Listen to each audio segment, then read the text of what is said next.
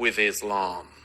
It's an absurd situation we're in, where nothing that anyone does whilst being Muslim is any responsibility of Islam's. Yet anything anyone does whilst being a Christian or a Jew is responsibility of all Christians, all Jews. Let's make this as straightforward as I can. Take the categorization that eminent scholars like Bernard Lewis, Ibn Waraq have made. Let's say Islam is a very, very complex thing. And the best way I can do this in the very short time I have is say you have three Islams. Islam 1, 2, and 3. Islam 1, the Quran and the life of Muhammad and the Hadith. Islam 2, the tradition of the Sharia. Islam 3, what Muslims do now. The first of those things, Islam, the Quran and so on, is bad. It is bad. There is a lot of violence in it. And what's worse, the peaceful verses are superseded by the violent verses. The violent verses also, sadly, are more numerous in number. Then you've got the life of Muhammad. Again, a bad man. A very bad man, it has to be said. Not a great role model, if you look at it.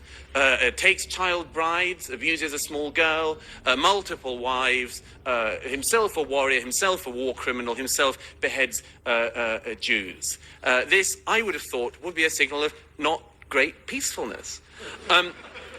Then you've got the tradition of the Sharia. Again, not great peacefulness. Still, no schools of Sharia that people in this hall would want to submit to. And thirdly, what Muslims do now. Thankfully, there is some hope in that one.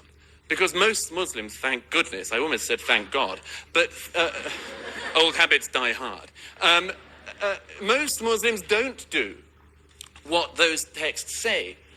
Because they exercise their judgment as moral beings without having to refer to defunct holy books. Now look, I wish that Zebra and Majid were the spokespeople of Islam. It would be lovely, although in Majid's case it would have taken rather too long if everyone had to go for 14 years preaching the downfall of America and then said no, not so much.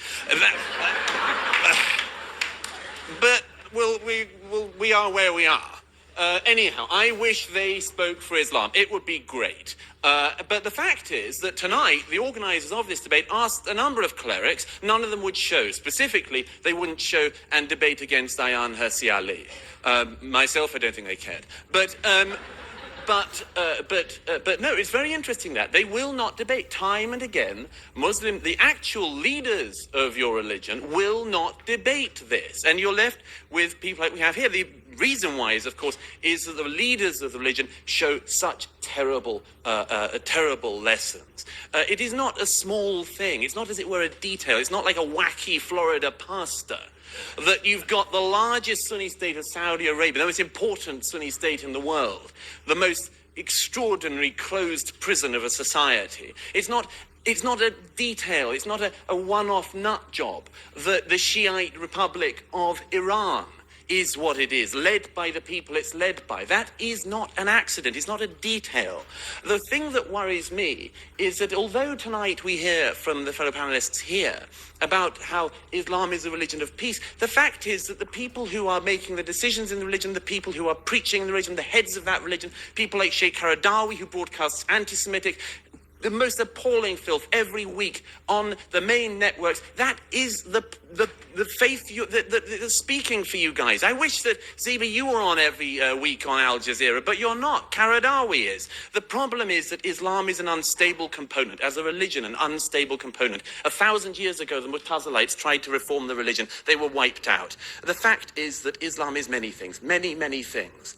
But to say it's a religion of peace is nonsense. It's to ignore reality. It's to ignore very difficult but necessary facts, not paradigms, but facts. To say that Islam is a religion of peace is to say something based entirely on hope. It's to elevate a hope into truth. And I hope, as you all know, history teaches us that's a very bad thing to do. Thank you.